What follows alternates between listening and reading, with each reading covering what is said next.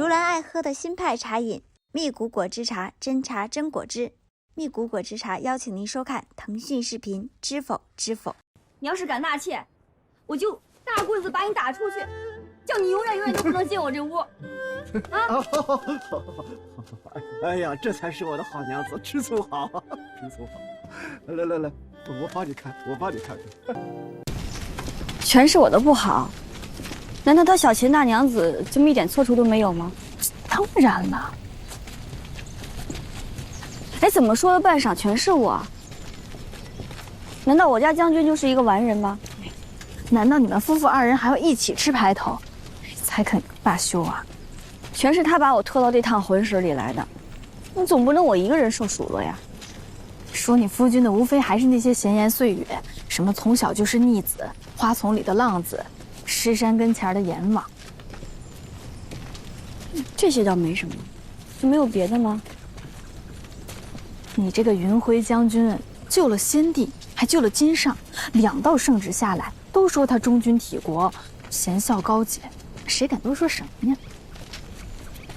他倒是落了一个护身的盔甲，这就是顶好的啦。那否则还不知道扯上什么呢。这场喜宴个个都没请我。哎，往日在家做姑娘的时候都不曾受这么奚落。哎，你婆母这手段可比咱们家厉害多了，难怪祖母当初不肯点头你嫁进来。明明是他把消息放出去的，他还要摆出一副受欺负的样子。我们夫妇2个也不能挨个去解释呀，就算解释也没人信。小六啊，这可不成啊！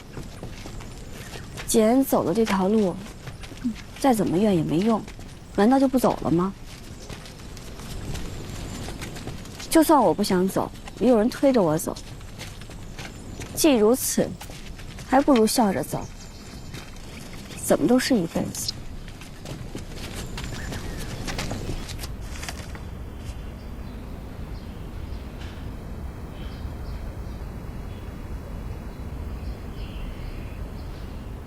书房采买的差事可马虎不得。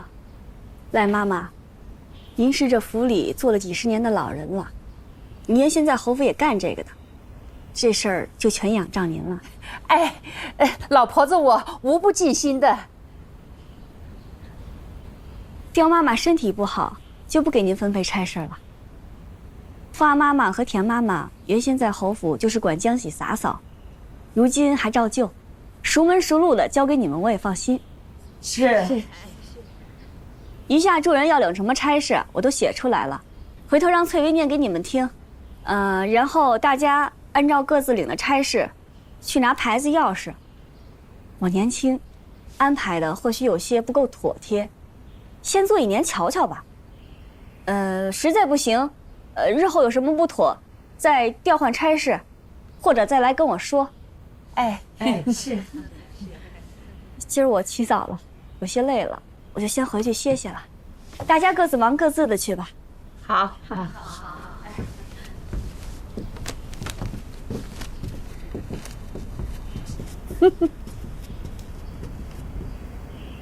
走啊，走。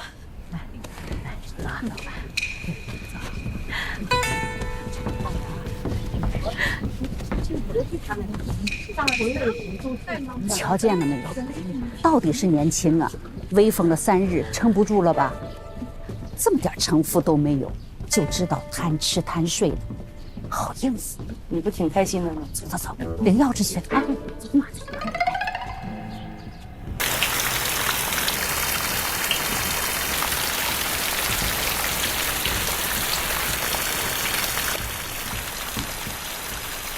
这雨啊，天塌下来一样的下。幸亏你下午吩咐人收拾衣裳，果然是料事如神。奴婢觉得大娘子说的很对，错也要是大娘子教的好，都是大娘子教的好，主要是大娘子料事如神。没错，大娘子觉得小桃说的很对。那你可料到你官人会淋雨吗？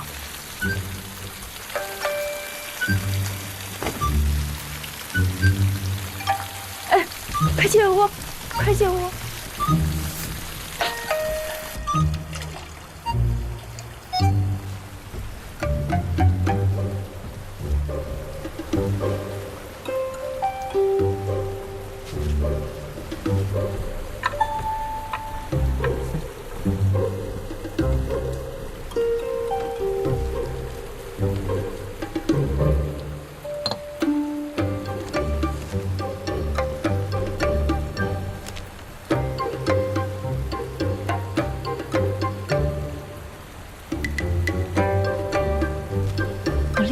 会下雨，使唤人给你送伞了呀？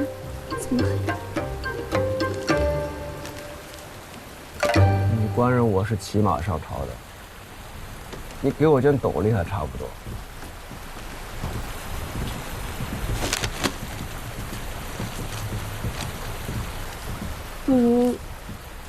不如下次你坐轿上朝吧。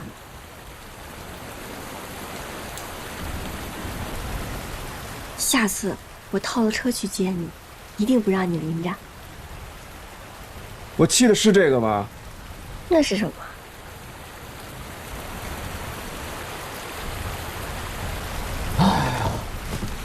算了，我再耐心等等吧。等什么呀？等你知道下雨天该怎么对你官人呢？套车也不行吗？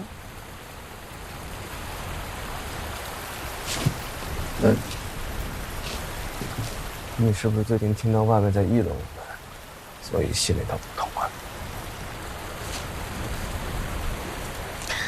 英国公的夫人做寿，便请了京城名门，却独独没有请你我。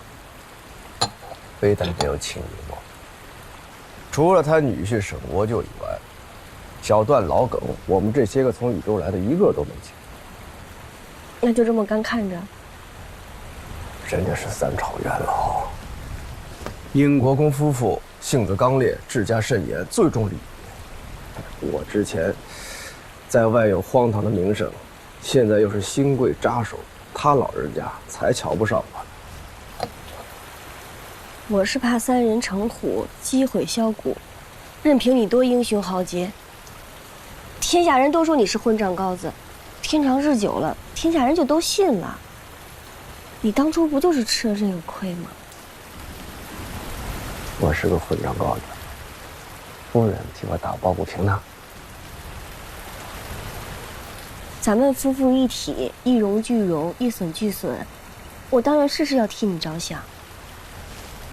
很不用，我刀山火海里闯出来的，我还会在意这些？这是又生气了？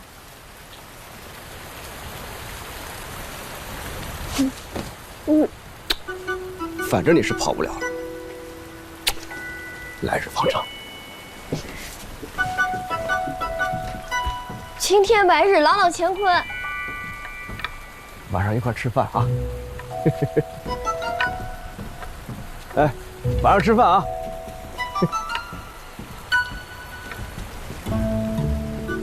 他就是个无赖，喜怒无常，一会儿喜滋滋的，一会儿又不知道怎么就发脾气了。菩萨真人也没这么难伺候。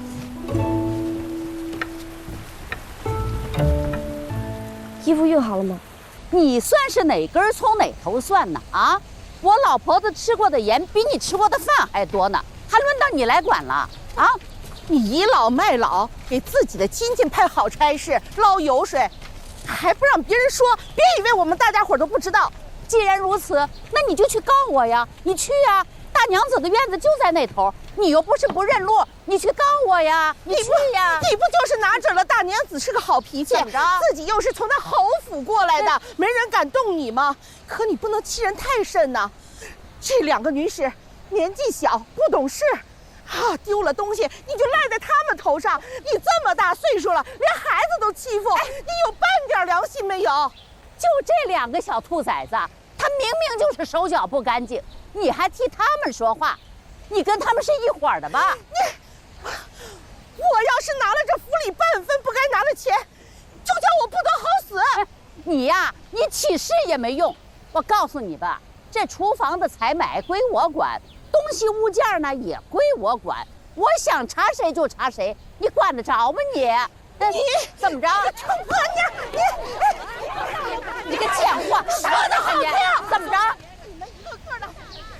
那赖妈妈先前还装样子，做出一副公道的嘴脸，如今看大伙儿都不敢同她翻脸，你耍起威风来了。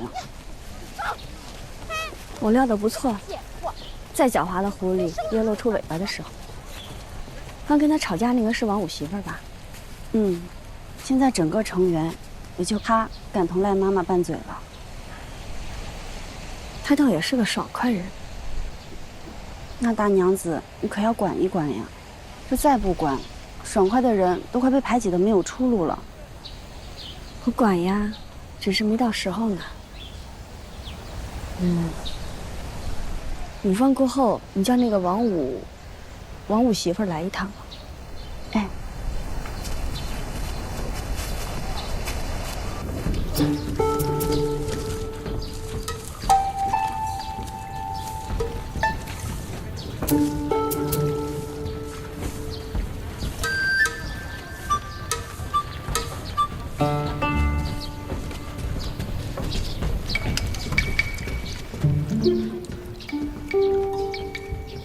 你是做什么活计的？回大娘子的话，不过是些粗活，若空闲了，就帮花匠们浇浇水、松松土。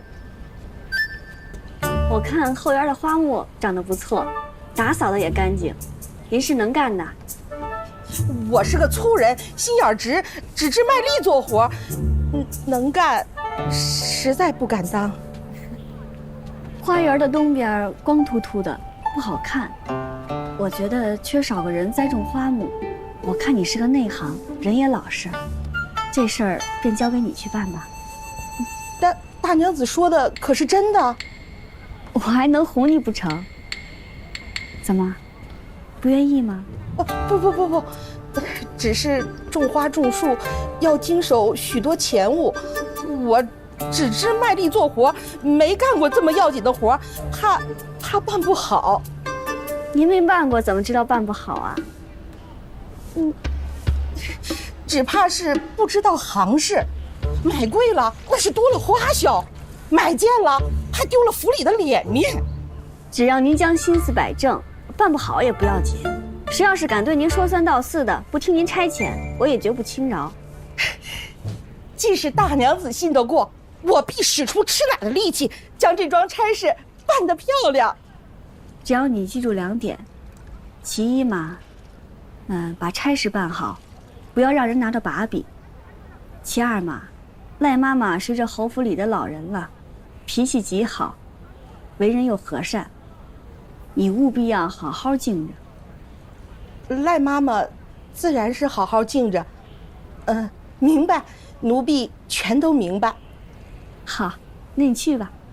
是。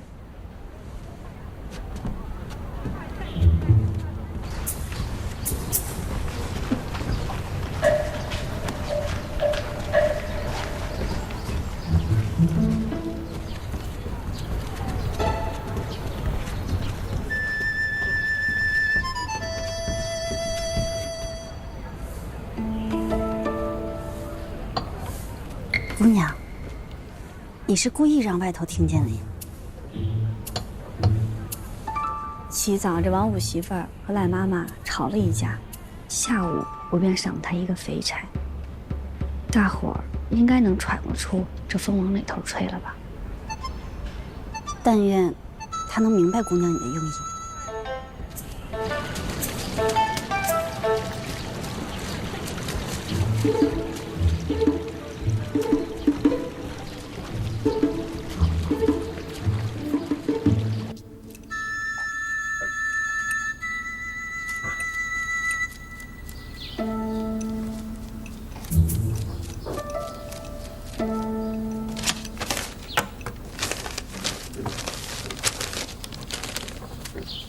大娘子，爹爹说过，字不好不要紧，要勤加练习。谁说我字不好？我刚才只是笔画写错了。你笔画没错，我都看见了。好孩子，咱们明日再写字。咱们先看会儿书吧。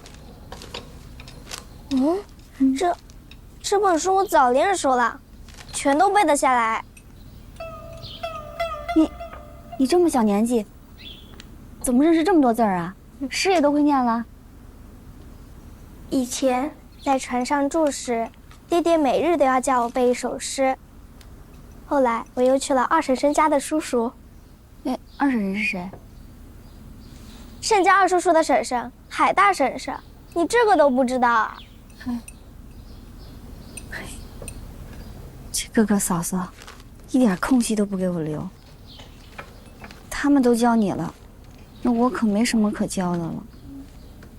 大娘子，我想打马球。哎，这个我能教你啊。但是现在不行，你年纪还小，那个马你可骑不来。再过个2年吧，我一定教你。咱们先学会儿钓鱼吧。我们还可以先骑小马。瞧你这样子，像是已经想定了，是不是？好，那我就让你爹给你买一匹小马。咱们先学钓鱼，这个你总能学会吧？会，我会钓个鲤鱼上来，坐一块。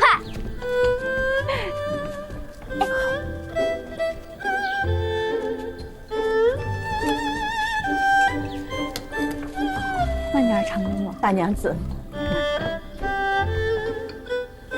大娘子，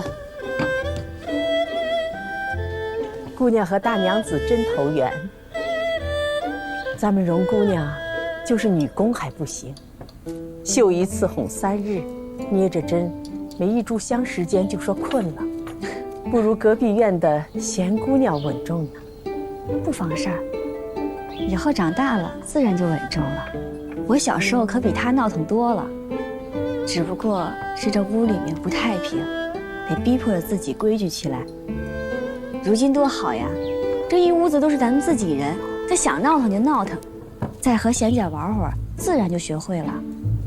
隔壁少嫂嫂人也好，咱们大人的事儿和孩子们不相干。说起来，荣姑娘是享福了。我们哥心里总是记挂着昌哥呢。大娘子别见怪，他就这么一个心病。我怎么会见怪呢？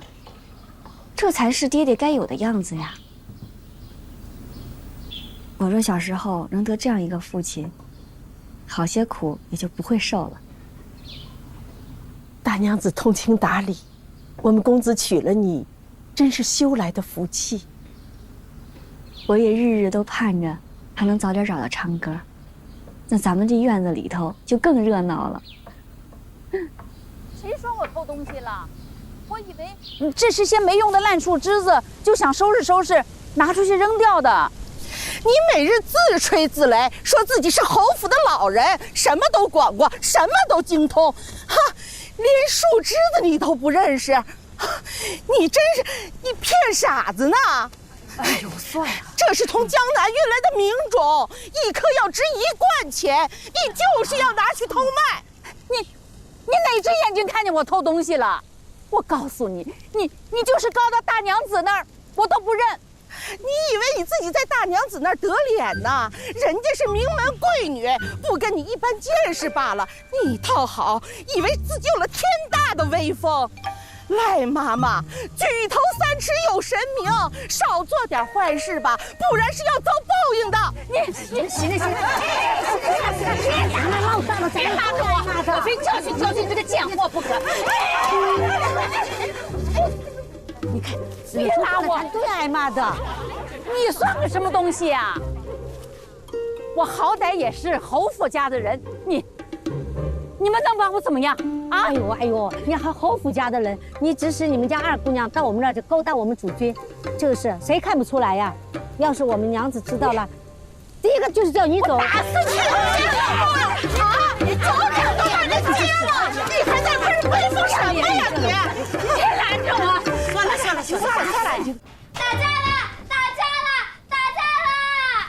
打架了！那你别出去了，免得受伤。我不要，他们才不敢伤害我呢。这孩子跟他爹一样胆大。大娘子恕罪，老奴不是想说嘴，只是如今这侯府里四处不是这个吵便是那个吵，闹得不可开交。我说句僭越的话，当年扬州白家那宅里边也比这些人有规矩些。那白家太公一定是律下甚严的。那是自然，偌大的宅子怎能没规矩？当年叶哥的外祖母在时，下人们高声大气说话都不敢。后来他不幸过世了，咱们姑娘接手过来，亲自定下律例条规，哪个犯了大错，一律重罚严惩，绝不姑息。没错，想要严惩那些作乱的小人，就得等他们犯下大错。大娘子这话我不明白。若是咱们自己的仆役，犯点事儿，咱们怎么处置都行。可这都是侯府长辈给过来的，小打小闹的，今日申斥2句，明日再打2藤条，这一次次的，他们也就知道没什么可厉害的了。如今赖妈妈是不得人心了，可没了赖妈妈，还有花妈妈、田妈妈，这什么时候是个头啊？不如一棍子打死，叫他再不能翻身的。大娘子，有什么事，或许老婆子能帮上忙的。有件事儿，还真要请嬷嬷相助才行。好，听说盛家那个小庶女啊，一过门便撺掇着顾二分家，连做了10几年的老嬷嬷都骂。那顾二也是一个混账坯子，成日往外跑，换着花样的给他带吃的。好好一个将军，竟被当小厮使唤，简直是不成体统。老侯爷尸骨未寒，这个顾二就离京逍遥快活去了，也不知道走的什么运，烧冷灶烧出个新贵，登时就翻脸不认人了。这样羞辱顾家的长辈，依我看呐，他和那个盛家的简直就是一对儿。不知道袁若招的什么魔，竟看上了这种。亏得老天有眼，没娶过来，不然的话，咱们齐家现在也不知道成什么样了。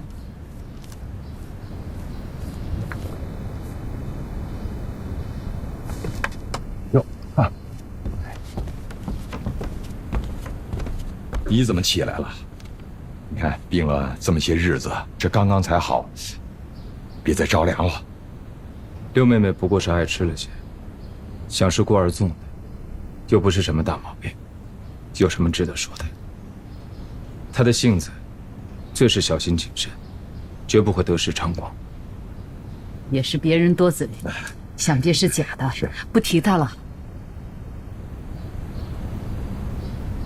我来是想禀报父亲母亲，儿子的身子已经无碍，前些日子生病，耽误了收官。明日起，我便过去了。哎呀，你想通了就好，这过日子嘛，还得往前看。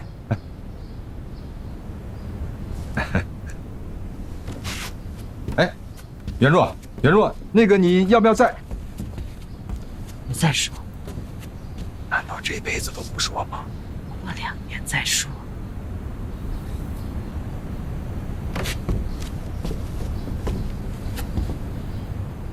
父亲，是想给我议亲吗？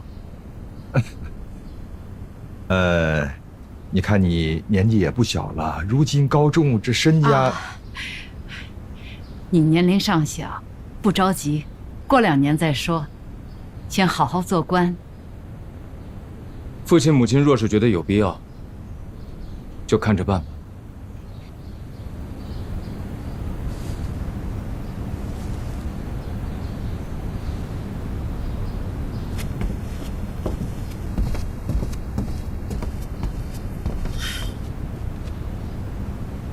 请，谢谢嬷嬷，谢谢嬷嬷。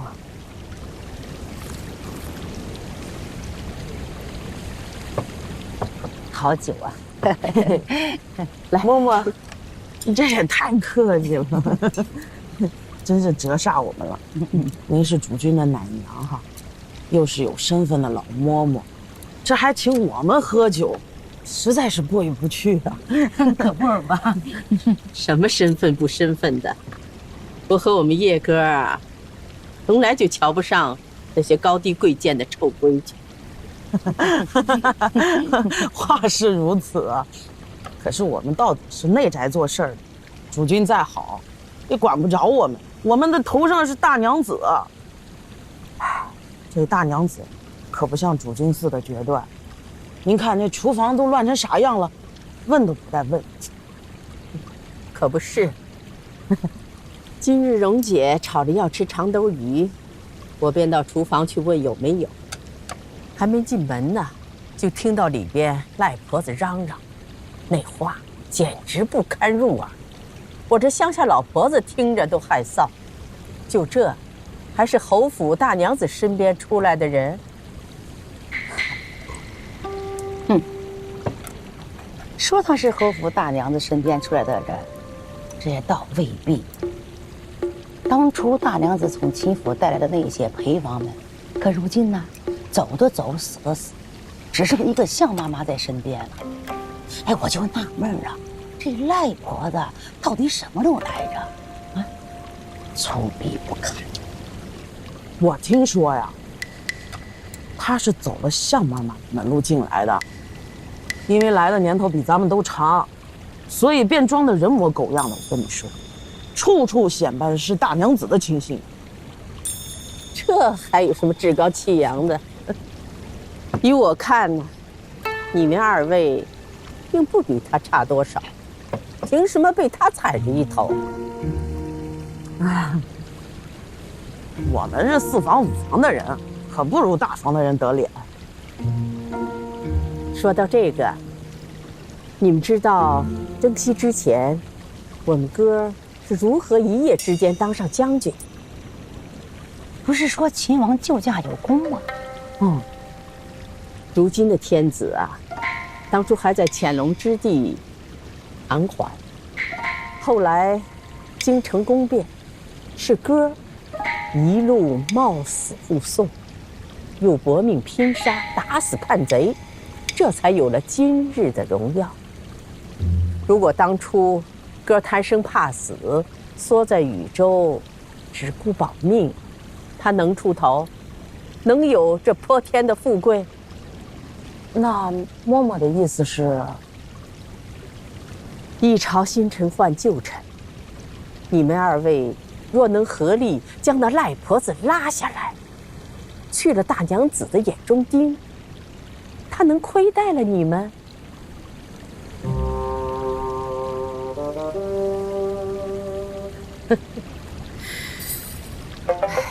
胆小的货色，你们做不做，我都是主君的奶母子。这满院子谁人能比我大呀？一番全对你们好的话不听，这山贼草寇要入伙，还得纳个投名状呢。罢了，你们也只配在这院子里吃酒，便上不得堂屋呢。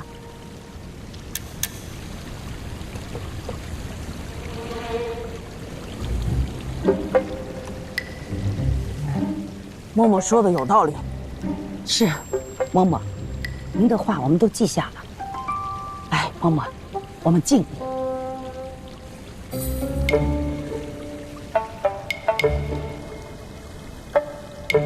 哎，有了！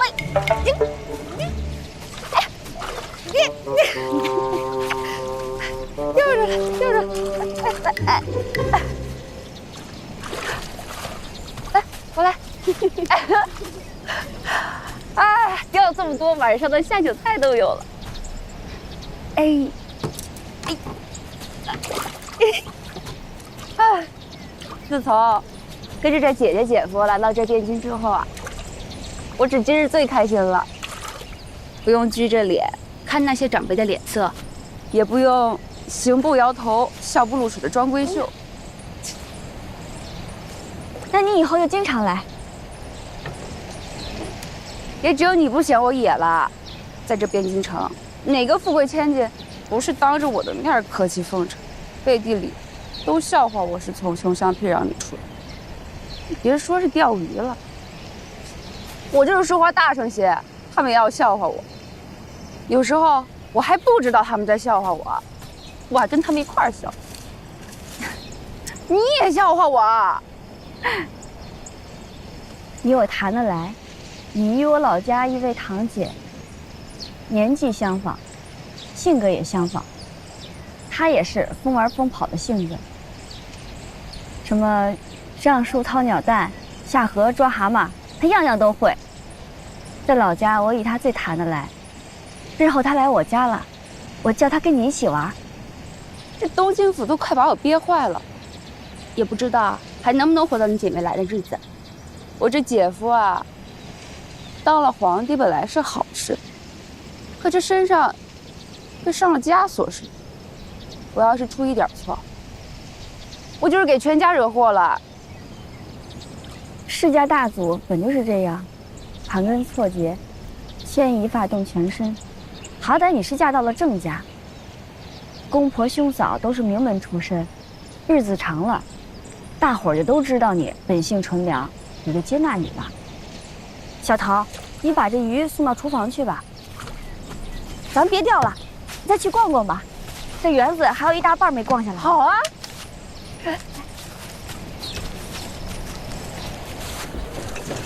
这厨房内外，我也是个管事儿的，我就拿这么几根破菜叶子，你们至于说三道四的吗？破菜叶子，这是我们几个闲来无事，从院子里一根一根养出来，给荣姑娘熬羹汤用的。你一句破菜叶子就想拿走，你比主子姑娘还金贵不成啊？不就是几根野菜叶子吗？我吃了你的，我再摘回来给你补上不就完了吗？用得着这么大惊小怪的？哎，就是，哎，我说啊，就几根菜叶子就算了啊，那别吵吵。补上！大娘子问起来，我怎么交代啊？啊？你可清楚，这不是几根野菜的事儿。自你管厨房以来，有多少东西化作银子进了你的腰包，你说得清吗？你少拿大娘子来压我啊！又没吃你的，又没花你的钱，你心疼个什么劲儿啊你？我看你就是看见别人捞油水，自己捞不着，你眼馋了吧你？着急了你！在我他妈，我抽干嘛你？哎，你们这些人打下我就打死了！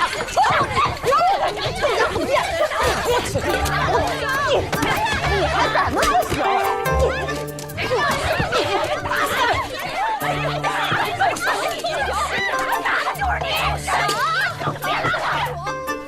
哟，你们家进贼了？不是，一定是厨房的妈妈们都吵起来了。算了，咱们找个清静的地方说话。这都摔东西了，姐姐你们管管。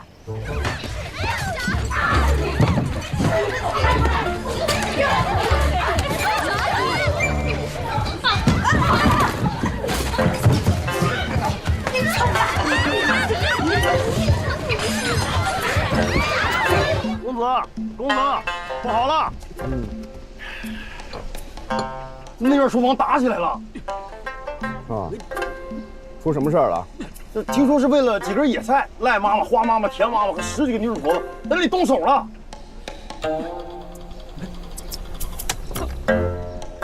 你跟我说这些干什么？难道我还管厨房那些小事儿吗？大娘子呢？让她过去瞧瞧去。大娘子不敢管，说那几个是侯府长辈派来的妈妈。哦，那就算了。没事吧？没事，将军。你还是过去瞧瞧吧。什么好瞧的？几个婆子打架，我还要管？让他们去打，大不了把厨房砸了，把顶拆了，我找人再建就是了。哎呦，来，吃酒。哎，你们几个把锣打起来啊！好嘞。对，干看着不过瘾，有点锣点那才带劲儿。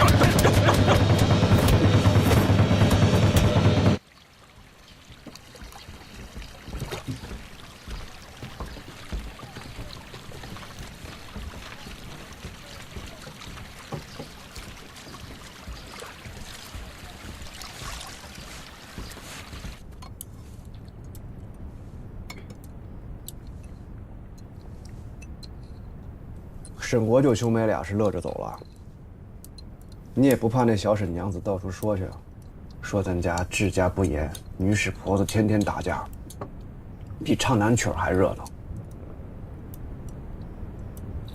我只怕他与我一见如故，想替我去出头争辩，那才难办呢。怎么？我同他都是出身不高，因缘际会才攀上高枝。那些勋贵世家的人们肯定不相信他说的话，觉得他是偏袒同类。